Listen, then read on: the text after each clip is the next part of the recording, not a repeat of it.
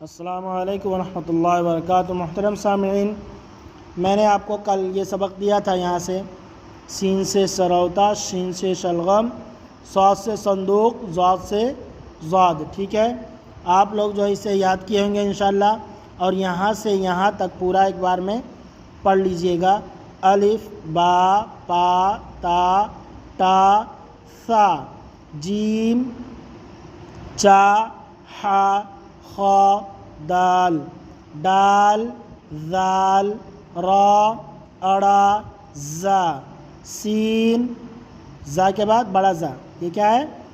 بڑا زا ہے۔ پھر سین، پھر شین، شا برابر سے بولنے کی کوشش کریں، اگر نہیں آتا ہے تو اس کو بولنے کی کوشش کریں، اس کا پریاس کریں۔ شین، صاد، ضاد۔ اب آج کا سبق یہ رہے گا، تو سے تمنچا، تو سے تمنچا ہوتا ہے، ظو سے ظروف، ظو سے ظروف کا مطلب برتن ہوتا ہے، عین سے عینک، عینک مطلب چشمہ ہوتا ہے، عین سے عینک، اور غین سے غبارہ۔ تو یہ تو ہو گیا، ظو ہو گیا، عین ہو گیا، غین ہو گیا۔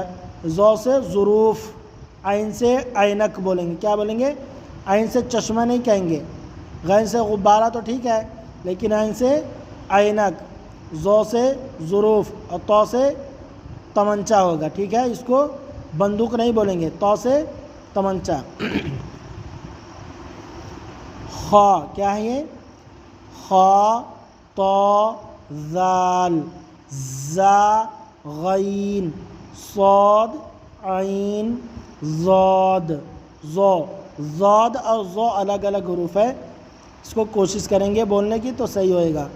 دال، تو، الف، دال، عین، ظو، غین، پا، حا، سین، چا، زا، ظو، صاد، ضاد، ثا، تو، با، غین، را، شین۔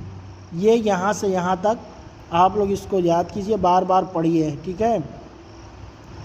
کم سے کم 11 مرتبہ پڑھیے۔ جیسے ایک بار میں پڑھا دیتا ہوں تو ویڈیو کو روک لیجئے، ویڈیو کو روک کر کے اس کو تو نہیں آ رہا ہے تو ظو، اب کیا پڑھا ہے؟